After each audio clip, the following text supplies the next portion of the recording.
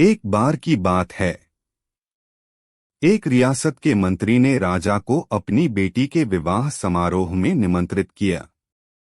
जब राजा अपने परिवार के साथ विवाह समारोह में पहुंचा, तो मंत्री उन्हें सम्मानपूर्वक विशिष्ट आसन पर बैठाने ले गए। तो मंत्री यह देखकर बहुत लज्जित हुआ कि एक सफाईकर्मी वहां बैठा हुआ था।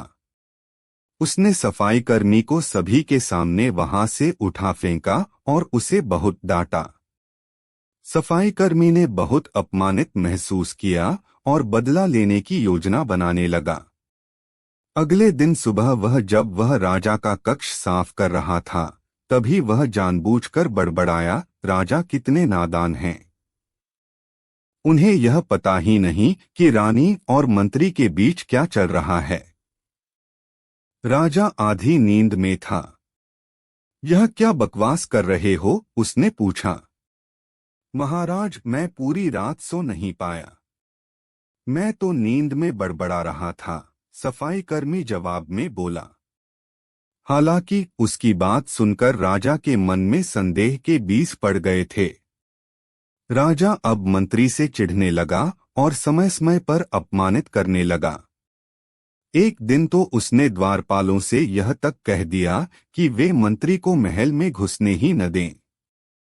मंत्री राजा के व्यवहार से बहुत चकित था, लेकिन कुछ विचार करने के बाद उसे समझ में आ गया कि सफाईकर्मी ही इसके लिए जिम्मेदार हो सकता है। मैंने उसका अपमान किया था और उसी का उसने बदला लिया है। अब मुझे उसे दोबारा प्रसन्न करना होगा, तभी वह राजा की निगाह में मेरा सम्मान दोबारा दिला सकता है, मंत्री ने सोचा। एक दिन उसने सफाईकर्मी को अपने घर भोजन पर आने का निमंत्रण दिया और कहा, मेरे दोस्त, मुझे क्षमा कर दो। मैंने तुम्हारा अपमान किया था।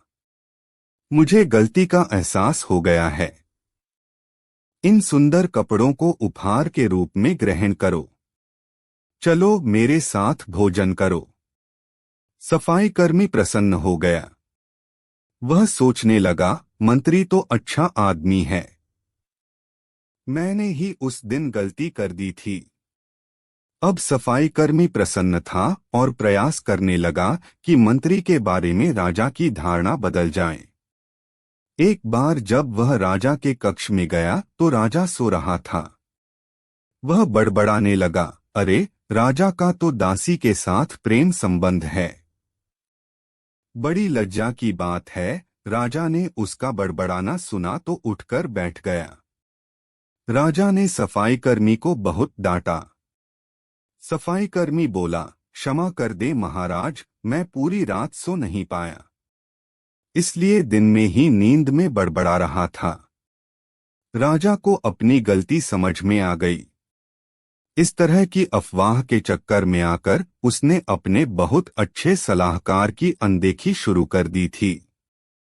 राजा ने मंत्री को बुलाया और दोनों फिर से मित्र बन गए। दोस्तों, अगर आप चैनल पर न सो तो चैनल को सब्सक्राइब, बेल वीडियो को like, thumbs up sign and comment और शेयर करना न भूले। वीडियो को पूरा देखने के लिए धन्यवाद।